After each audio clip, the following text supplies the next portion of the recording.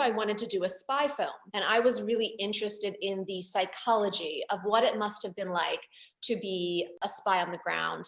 In CIA Public Affairs, we often like to play with this theme of real versus real, how Hollywood portrayals of spycraft in general match up with real life work of intelligence officers. Randy and Janelle, how do you think this film stacks up? There's so much that is so good in this movie. It's so technically accurate. I don't think people will even realize some of the details that are so right in this movie, right down to, for example, that final scene when Virginia Hall has now disguised herself to be an elderly woman, and she's going back now for the OSS, and she had to change her gait because she knew she was known as the limping lady.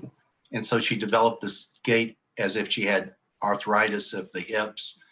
And, you know, Sarah, you did that just perfectly. I really liked how small moments were what drew in an audience. I think a lot of times in other real versus reals we've done, Hollywood will try to blow things out of proportion. And the reality for a lot of CIA officers or OSS officers during World War II is it's the small things that are actually life or death.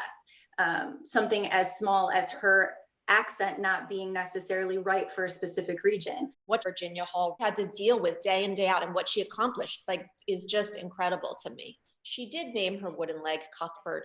In my research, at least, there were varying accounts of how much of a limp there was, right? So the limping lady, but she tried to hide it, and some of her family said, well, it wasn't that noticeable. So then as an actress, you kind of have to make choice.